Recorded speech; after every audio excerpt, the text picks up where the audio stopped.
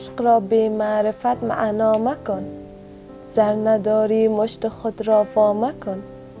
گر نداری دانش ترکیب و رنگ، گر نداری دانش ترکیب و رنگ، بین گلها زشت یا زیبا مکن. سلام بیننده های عزیز، به برنامه موفقیت از چینل کابل وقت خوش آمدید. با من مدینه احمدی تا ختم این برنامه همراه باشید. بیننده های عزیز، هدف کلی برنامه ما معرفی اشخاص موفق است تا بدانیم با چی چالش هایی روبرو شدند. اولین مهمان این برنامه ما عایشه قریشی است. سلام، خوش آمدید بانو قریشی. خوش باشین. سلام خدمت شما و خدمت همکاران گرامی. میشه خود به دوستا بیشتر معرفی کنین؟ عایشه قریشی هستم، یک تن از مسئولین یکی از پانتونای خصوصی کابل. بسیار خوب. عایشه جان، مسئول کدام رشته هستید؟ مسئول در پانزه اقتصاد BBA. عایشه جان، کی حمایتتان میکنه که به درس خواندن میرین؟ مرا همیشه فامیل حمایت کرده و حمایت میکنه. پدر جانم، مادر جانم، خواهرایم، برادرایم، همچنان همه استادایی که میشناسم همیشه تشویق کردن و حمایت میکردن. در پهلوی زی که شما محصل هستین، دیگه مصروف چی سرگرمی هستین؟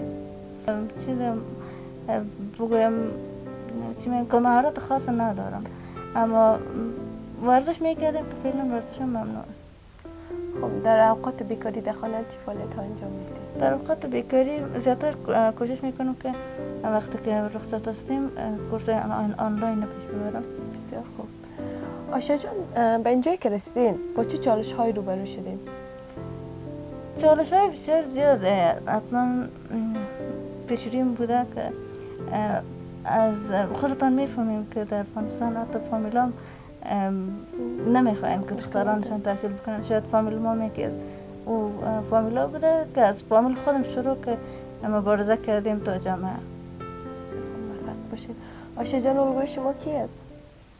الگوی من در زندگی اول مادر جانم است، بعد از او از جمله معلولین که بسیار دوست جان دارم، یعنی از زندگی نامیشان خوشم میاد. منیبا مازاری است که برای من الگو هستند که خانم بسیار قوی است. عایشه جان، چی پیام دارین به جوانان، به اشخاصی که معلول هستند، بی انگیزه شدن، نمیخواین درس ادامه بدن، چی پیام شما برش دارین؟ پیام برشانی است که هیچ وقت از مبارزه دست نبردارن. انسانی که موفق میشه یا انسانی که به جای میرسه، مخصوصا از جمله معلولین، کسانی هستند که باید کور باشن و کر باشن.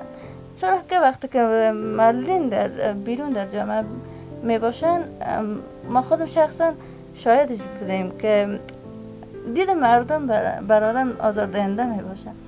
به این خاطر آدم باید کوشش بکنه که نادیده بگیره و شاید چیزایی رو بشنوه که باید ناشنیده بگیره. اگر برشان مهم باشه که او رو مهم حساب بکنن، نمیتونن که موفق شون به جای برسن. شاید احساس خجالت بکنن، شاید نخواهن که از خانه بیرون شون به خاطر دید مردم، به خاطر حرفای مردم. اگر میخواین که موفق باشن، باید کور باشن و کر باشن و بعضی چیزها رو باید نادیده و نشنیده بگیرن. بسیار. عایشه جان، تشکر از اینکه امروز ما مصاحبه کردین و وقتتان رو بر ما دادین.